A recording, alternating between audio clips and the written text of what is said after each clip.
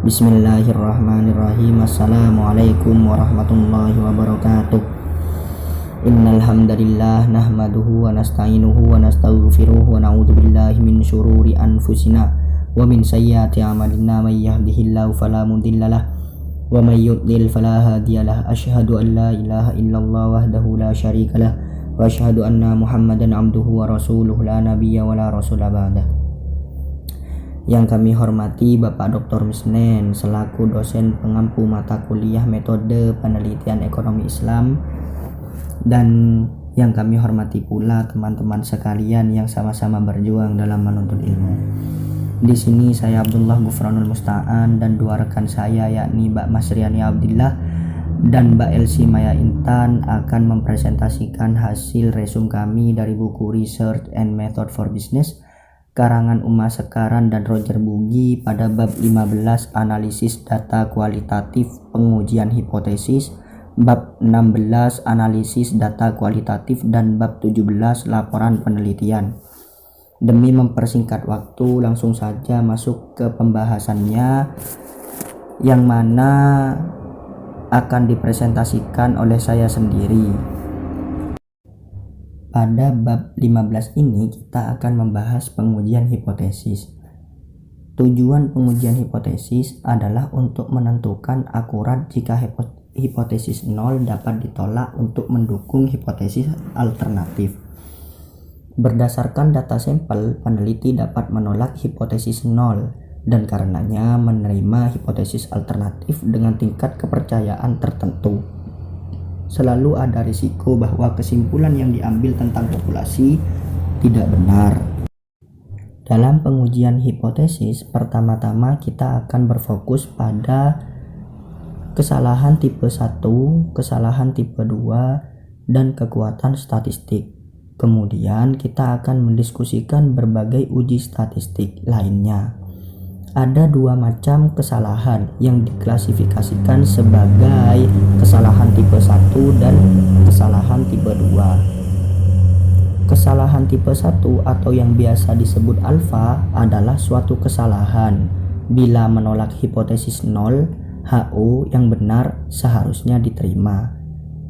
Kesalahan tipe 2 atau yang biasa disebut beta adalah kesalahan bila menerima hipotesis yang salah yang seharusnya ditolak. Kemudian kekuatan statistik adalah probabilitas untuk menolak hipotesis 0 dengan benar. Dengan kata lain, kekuatan adalah probabilitas bahwa signifikansi statistik akan diindikasikan jika ada. Kekuatan statistik ini bergantung pada alfa. Kriteria signifikansi statistik yang digunakan dalam ujian. Jika alfa bergerak lebih dekat ke 0, misalnya jika alfa bergerak dari 5% menjadi 1%, maka probabilitas untuk menemukan efek bila ada efek menurun. Ini berarti bahwa semakin rendah alfa, maka semakin rendah daya. Semakin tinggi alfa, maka semakin tinggi daya. Yang kedua, pengaruh ukuran. Pengaruh ukuran dari perbedaan dan kekuatan hubungan dalam populasi. Perbedaan besar atau hubungan yang kuat dalam populasi lebih mungkin ditemukan dari perbedaan kecil, kesamaan, dan hubungan. Kemudian ukuran sampel. Pada tingkat tertentu dari alfa, ukuran sampel yang meningkat akan menghasilkan lebih banyak kekuatan. Karena peningkatan ukuran sampel menyebabkan lebih akuratnya estimasi parameter, sehingga meningkatkan ukuran sampel menyebabkan probabilitas tinggi untuk menemukan apa yang kita cari. Namun meningkatkan ukuran sampel juga dapat menyebabkan terlalu banyak daya, karena bahkan efek yang sangat kecil akan ditemukan dengan signifikan secara statistik. Selanjutnya adalah memilih teknik statistika yang tepat. Teknik statistik yang tepat sangat bergantung pada jumlah variabel independen dan dependen yang Anda periksa dan skala pengukuran metrik atau non-metrik variabel Anda. Aspek lain yang berperan adalah apakah asumsi uji parametrik terpenuhi dan ukuran sampel Anda. Teknik statistika di sini ada dua. Yang pertama adalah teknik statistika univariate. Teknik ini biasanya digunakan ketika ingin mengetahui hubungan dua variabel. Kemudian teknik statistika multivariate biasanya digunakan ketika ada hubungan antara banyak variabel. Selanjutnya adalah menguji hipotesis min tunggal. Pengujian rata-rata sampel tunggal digunakan ketika kita ingin mengetahui apakah sampel kita berasal dari populasi tertentu, tetapi kita tidak memiliki informasi populasi yang tersedia bagi kita. Satu sampel TUJ digunakan untuk menguji hipotesis yang bertema populasi, dari mana sampel diambil sama dengan standar perbandingan. Selanjutnya ialah menguji hipotesis dua min yang berhubungan. Dua sampel berpasangan artinya sampel dengan subjek yang sama namun mengalami dua perlakuan atau pengukuran yang berbeda. Melakukan sampel berpasangan TUJ untuk memeriksa perbedaan dalam kelompok yang sama sebelum dan sesudah pengobatan. Kemudian menguji hipotesis dua min yang tidak berhubungan. Pengujian ini digunakan untuk membandingkan rata-rata dari dua kelompok yang tidak berhubungan satu dengan yang lain. Apakah kedua kelompok tersebut mempunyai rata-rata yang sama ataukah tidak secara signifikan. Selanjutnya adalah menguji hipotesis beberapa min. Sampel independent t-test menunjukkan apakah ada perbedaan rata-rata yang signifikan dalam variabel dependen antara dua kelompok analisis varians, atau bisa disebut ANOVA, membantu untuk memeriksa perbedaan rata-rata yang signifikan di antara lebih dari dua kelompok pada variabel dependen skala interval atau rasio. Kemudian selanjutnya adalah analisis regresi, merupakan salah satu analisis yang bertujuan untuk mengetahui pengaruh suatu variabel terhadap variabel lainnya. Koefisien determinan R kuadrat memberikan informasi tentang kebaikan dari model regresi. Hal itu adalah ukuran statistik dari seberapa baik garis regresi mendekati titik data sempurna. R kuadrat adalah presentase varian dalam variabel dependen yang dijelaskan oleh variasi dalam variabel independen. Jika R kuadrat adalah 1, model regresi menggunakan kualitas yang dirasakan sempurna bisa memprediksi kecenderungan untuk membeli. Dengan kata lain, model regresi cocok dengan data sempurna. Jika R kuadrat sama dengan 0, tidak ada variasi kecenderungan untuk membeli dan dapat dikaitkan dengan variabel independen, yaitu persepsi kualitas. Kemudian adalah uji dan analisis multikolinearitas yang lain. Adalah kondisi terdapatnya hubungan linier atau korelasi yang tinggi antara masing-masing variabel independen dalam model regresi. Multikolinearitas biasanya terjadi ketika sebagian besar variabel yang digunakan saling terkait dalam suatu model regresi. Cara termudah dan biasanya digunakan untuk mendeteksi multikolinearitas ini adalah untuk memeriksa korelasi matriks untuk variabel independen. Adanya korelasi yang tinggi adalah tanda pertama dari multikolinearitas ini yang cukup besar. Bagaimanapun, ketika multikolinearitas menghasilkan hubungan yang kompleks antara beberapa variabel independen, mungkin tidak dapat dijelaskan oleh pendekatan ini. Selanjutnya adalah Excelsior Enterprise. Pengujian hipotesis. Hipotesis ini biasanya menyerukan penggunaan analisis regresi yang dimediasi. Biasanya semua variabel diukur pada tingkat interval. Dalam bab ini juga dijelaskan tentang data warehousing, data mining, dan penelitian operasional. Data warehousing di sini biasanya dapat digambarkan sebagai proses mengekstraksi, mentransfer, dan mengintegrasikan data yang tersebar di beberapa basis data eksternal dan bahkan sistem operasi, dengan maksud untuk memfasilitasi analisis dan pengambilan keputusan. Data mining adalah sebagai alat strategis untuk mencapai tingkat kecerdasan bisnis yang baru.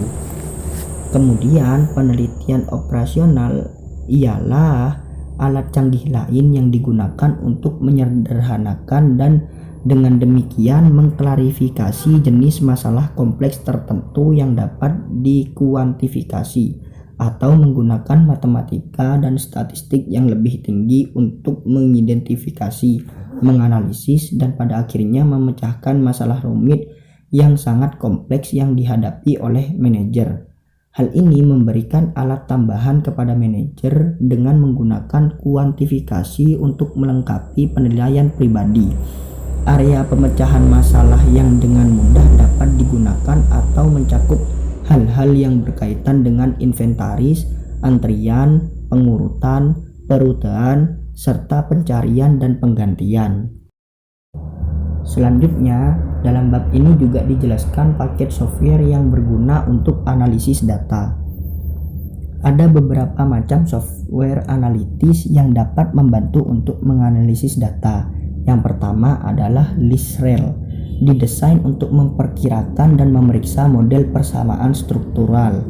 Kemudian yang kedua adalah MATLAB, adalah program komputer yang sebenarnya didesain untuk menyederhanakan implementasi dari numerical linear algebra routinized. Yang ketiga adalah M+, adalah program model statistika yang menawarkan peneliti berbagai pilihan model estimator dan algoritma. Yang keempat adalah SAS, adalah sistem terpadu dari produk software mampu melakukan berbagai analisis statistik seperti statistik deskriptif, teknik multivariat, dan analisis time series. Kemudian adalah SPSS, adalah manajemen data dan analisis program yang didesain untuk melakukan analisis data statistik, termasuk statistika deskriptif seperti plot, frekuensi, diagram, dan daftar, serta prosedur canggih inferensial dan multivariat statistik seperti analisis varians ANOVA atau analisis faktor, analisis cluster, dan data kategori analisis. Selanjutnya adalah SPSS AMOS, adalah didesain untuk memperkirakan dan memeriksa model persamaan struktural. Cukup sekian materi yang dapat saya presentasikan. Selanjutnya akan dilanjutkan oleh presentasi Mbak Dila. Kepadanya dipersilakan.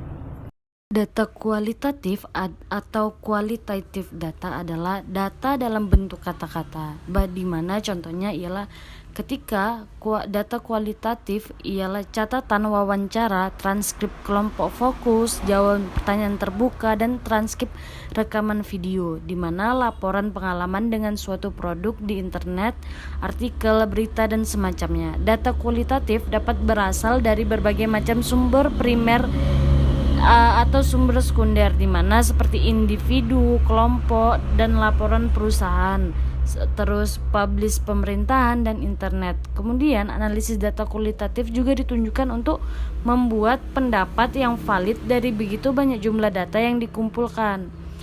Sebelum untuk melakukan ini, kita juga harus meriset buku, artikel jurnal, acara konferensi, publish, dan perusahaan untuk semacamnya, serta bisa kita ambil dari internet. Terdapat banyak jejaring sosial di internet dibuat dalam semua produk layanan seperti permainan komputer, telepon seluler, dan film, buku, serta musik. Melalui analisis jaringan sosial ini, peneliti dapat mempelajari banyak hal tentang kebutuhan konsumen, jumlah waktu yang dihabiskan oleh konsumen dalam melakukan kelompok komunikasi. Kemudian, jika kita ingin mengambil alih-alih pengkodean data, yaitu kita dapat membantu untuk secara bersamaan dengan membangun ide bagaimana membentuk data mentah yang dikodein, kemudian dikategorikan dan disajikan. Kemudian di sini bakal kita bahas. Langkah pertama dalam analisis data kualitatif ialah berhubungan dengan reduksi data, di mana reduksi data ini mengacu pada proses memilih, mengkodekan dan mengategorikan data. Selanjutnya, reduksi data melalui pengkodean dan kategorian, yaitu adalah proses analisis di mana data kualitatif yang Anda kumpulkan direduksi, disusun kembali, dan diintegrasikan untuk membuat teori. Dengan tujuan pengkodean tersebut adalah untuk membantu Anda menarik kesimpulan tentang data, di mana kode adalah label yang diberikan untuk unit teks yang kemudian dikelompokkan dan diubah menjadi kategori. Sehingga pengkodean adalah proses yang berulang, mungkin kita lakukan harus secara berulang kembali ke dalam data yang ingin kita teliti untuk meningkatkan pemahaman terhadap data tersebut. Untuk pengkodean dimulai dengan memilih unit pengkodean, di mana data kualitatif dapat dianalisis pada banyak tingkat. Contoh untuk pengkodean termaksud kata, kalimat, paragraf, dan tema. Kemudian untuk unit terkecil yang secara umum digunakan adalah kata, di mana unit analisis ini lebih besar dan sering sekali lebih efektif dengan tema-temanya. Dan langkah yang kedua adalah penyajian data, di mana merujuk pada cara menunjukkan atau menyajikan data, yaitu dengan pemilihan kutipan matriks, grafik, dan bagan yang menunjukkan pola dalam data, kemudian dapat membantu peneliti untuk memahami data. Dengan penyajian data dapat membantu kita untuk menarik kesimpulan berdasarkan pola dalam kelompok data yang direduksikan. Kemudian menurut Miles dan Huberman, yaitu penyajian data adalah merupakan aktivitas besar kedua yang harus dilakukan saat menganalisis data kualitatif, di mana penyajian data ini melibatkan pengambilan data kita yang telah dikurangi dan menampilkan dengan cara yang teratur dan padat. Sepanjang garis ini, bagan matriks dan diagram grafik, frasa yang sering disebut atau gambar dapat membantu kita untuk mengatur data dan menemukan pola dan hubungan dalam data, sehingga kita bisa menarik kesimpulan pada akhir dan dapat difasilitasi.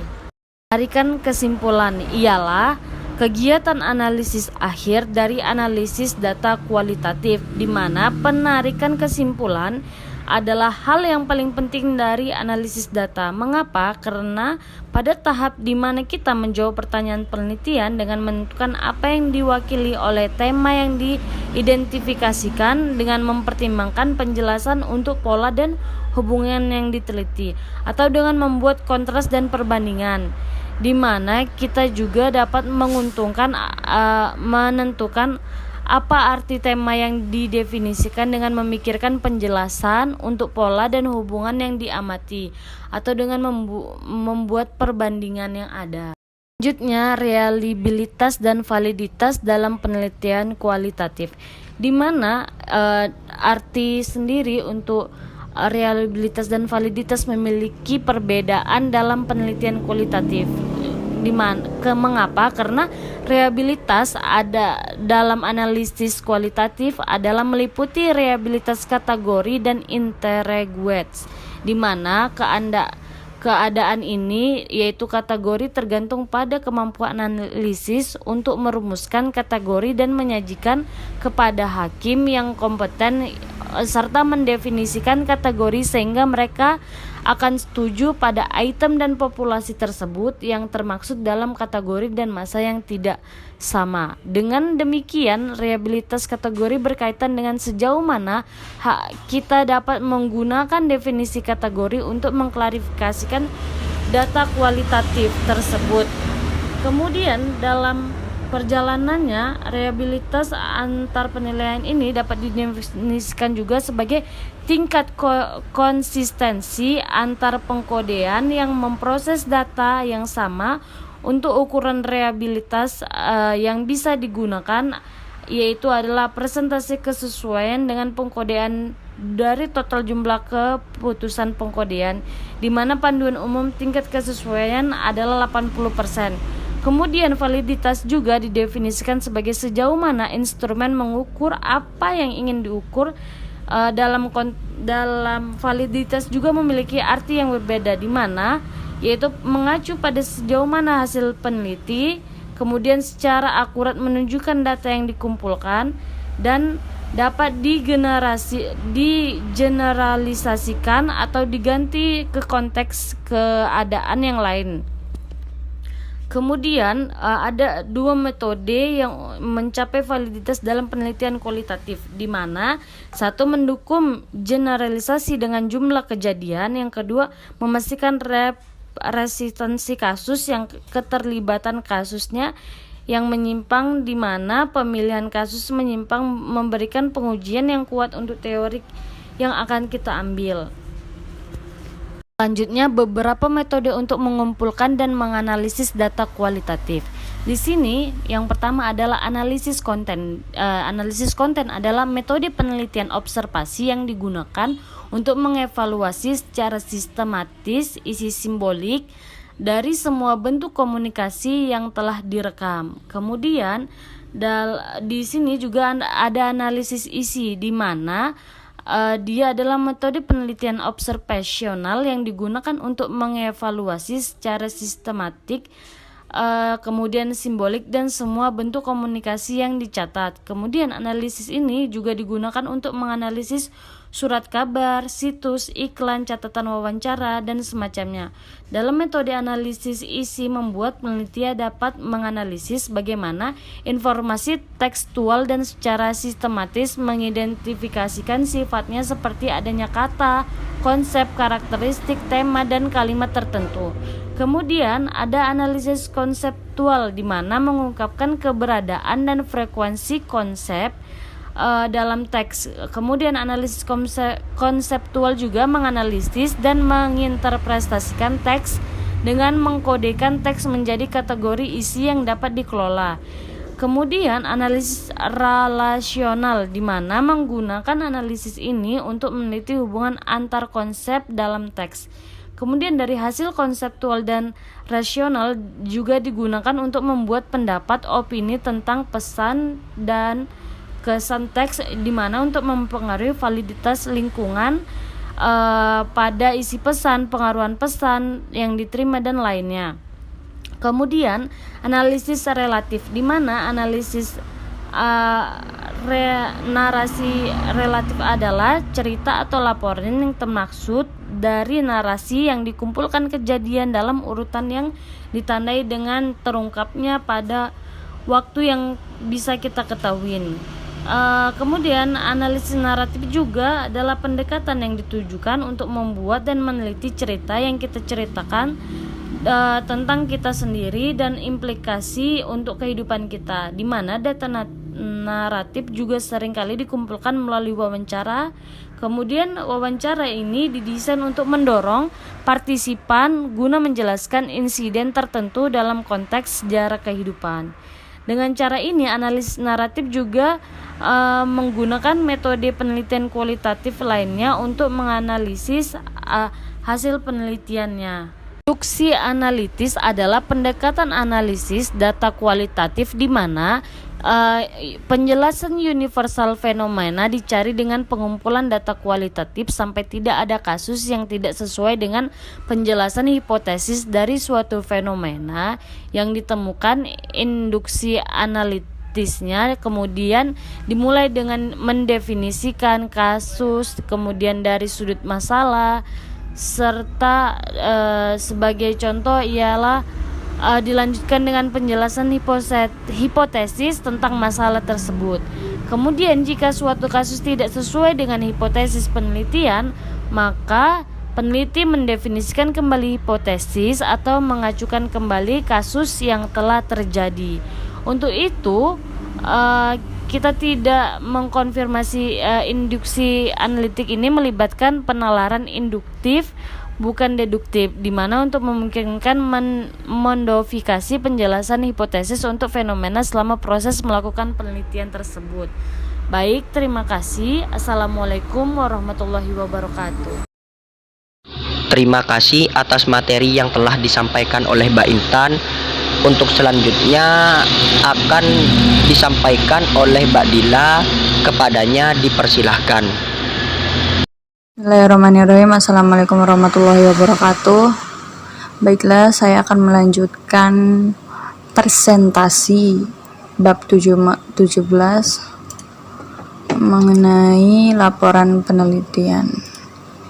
Jadi apa sih laporan penelitian itu? Jadi laporan penelitian itu adalah untuk memberikan gambaran yang jelas tentang apa yang akan dilakukan dalam berbagai tahapan proses penelitian. Oleh karena itu, laporan penelitian dapat mencangkup informasi tentang perumusan pernyataan masalah, tinjauan kritis terhadap literatur, pengembangan kerangka, terus pengumpulan data, serta analisis data dan interpretasi hasil. Selanjutnya itu ada laporan tertulis. Jadi laporan tertulis itu dimulai dengan uraian masalah, manajemen, dan tujuan penelitian. Hal ini memungkinkan pembaca supaya cepat mengenal mengapa. Laporan tertulis juga harus memungkinkan pembaca untuk menimbang fakta dan argumen yang disajikan di dalamnya, untuk memeriksa hasil studi, untuk merefleksikan kesimpulan dan rekomendasi, dan akhirnya untuk menerapkan rekomendasi yang tepat itu dapat diterima yang disajikan dalam laporan, dengan maksud untuk menutup kesenjangan antara keadaan yang diinginkan. Untuk mencapai tujuannya, laporan tertulis harus berfokus pada isu-isu yang akan dibahas dalam penelitian. Selanjutnya kita masuk ke bagian-bagian integral laporan penelitian. Jadi di sini ada beberapa poin. Yang pertama yaitu judul dan halaman judul. Judul laporan penelitian itu memungkinkan pembaca secara potensial untuk mendapatkan ide pertama dari penelitian Anda dan bisa memutuskan apakah mereka ingin membaca laporan Anda secara keseluruhan. Oleh karena itu, Anda dapat memutuskan untuk membuat judul deskriptif yang secara akurat mencerminkan isi penelitian Anda atau yang menunjukkan metodologi yang digunakan dalam penelitian tersebut. Selanjutnya yaitu ada ringkasan eksklusif atau abstrak. Jadi maksudnya di sini adalah ringkasan eksklusif atau abstrak itu adalah laporan penelitian itu ditempatkan pada halaman segera setelah halaman judul. Ringkasan eksklusif itu adalah penjelasan singkat dari keseluruhan studi penelitian. Selanjutnya itu ada daftar isi. Jadi secara logika struktur penelitian laporan penelitian adalah menjadi jelas tidak hanya melalui pemilihan kata yang tepat dalam judul bagian, tetapi juga sebagian hasil dari penataan berbagai komponen pekerjaan. Selanjutnya itu ada daftar tabel, gambar, dan bahan lainnya.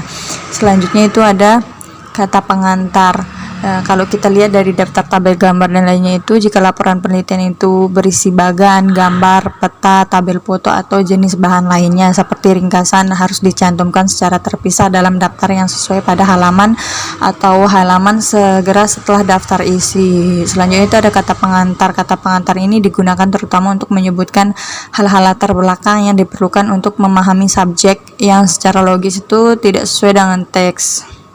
Selanjutnya itu ada surat otoritas. Jadi surat otoritas dari sponsor penelitian yang menyetujui penyelidikan dan merinci ruang lingkupnya kadang-kadang melampirkan di awal laporan penelitian. Surat otoritas menjelaskan kepada pembaca bahwa tujuan studi mendapatkan restu penuh dari organisasi. Selanjutnya itu bagian pengantar. Jadi maksudnya itu tata letak file bagian pertama lebih atau kurang standar. Bab ini berisi dengan urutan, ada pendahuluan, terus alasan penelitian itu dilakukan, terus tujuan penelitian itu, penelitian yang pertanyaan, maksudnya itu kayak rumusan masalahnya, terus lingkup studinya itu seperti apa, metodologi penelitian apa yang digunakan, dan referensi manajer seperti apa, dan struktur pembagian bab dalam laporan penelitian itu seperti apa. Selanjutnya itu ada badan laporan. Jadi badan laporan ini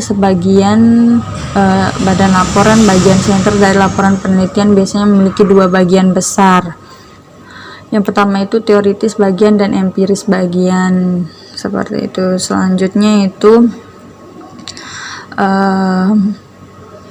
Selanjutnya itu ada referensi. Jadi referensi itu adalah setelah bagian itu adalah akhir dari laporan penelitian, mulai dari halaman baru, daftar referensi yang dikutip dalam tinjauan pustaka itu seperti apa, dan di tempat lain dalam laporan akan diberikan. Format referensi itu telah dibahas dan diilustrasikan dalam lampiran bab 4 yang sebelumnya sudah kita bahas, seperti catatan kaki. Jika ada teks direferensikan secara terpisah di akhir laporan atau di bagian bawah halaman tempat catatan kaki muncul.